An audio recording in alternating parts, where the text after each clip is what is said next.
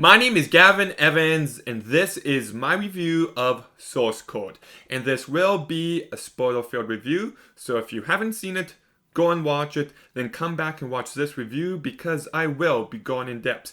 Now, in the past decade, there's been a huge increase in the number of Groundhog Day movies, and what I mean by that is that it's become its own subgenre.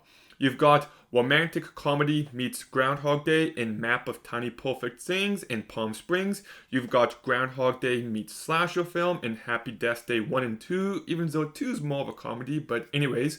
You've got Groundhog Day plus high school drama in Before I Fall. You've got Groundhog Day and alien invasion movie in Edge of Tomorrow. You get the point. It's starting to become a type of movie that we've seen plenty of times, and this was the first time, I believe.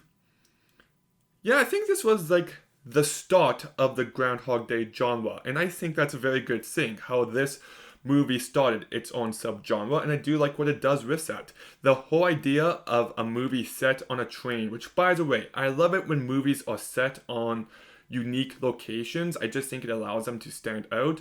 But you've got this movie that is set on a train, it blows up, and this man has to find out who did it through reliving the same experience time and time again. And I think that's such a great premise for a movie.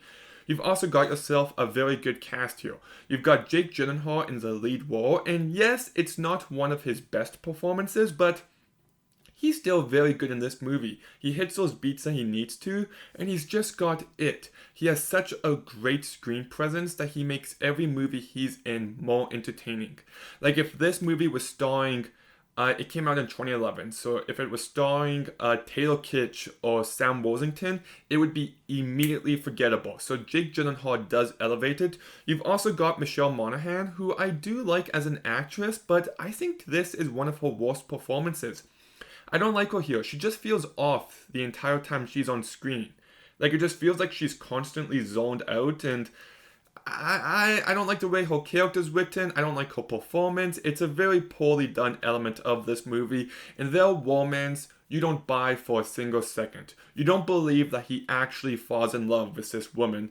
You just think that he falls in love with the same person who keeps looking at him when he wakes up every day. So that's one of the biggest flaws of this movie. But you've also got Vera Farmiga, who I love as an actress. I think she's great in Orphan, in The Conjuring 1 and 2, and even the third one, actually.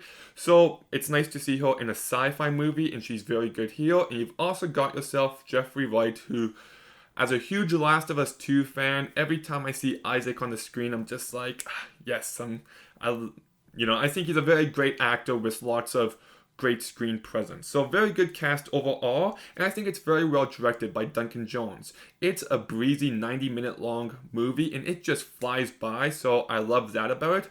And I also love how, like I said, you've got yourself this plot of a man trying to find the bomber on a train.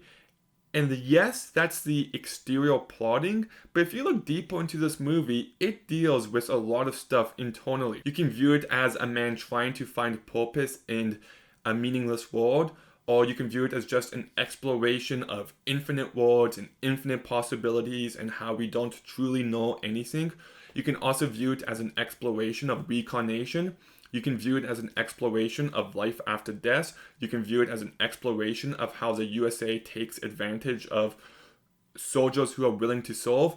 You can view it through any of those lenses, and it works in its own ways. It doesn't tell you what the movie's about, but it's all there.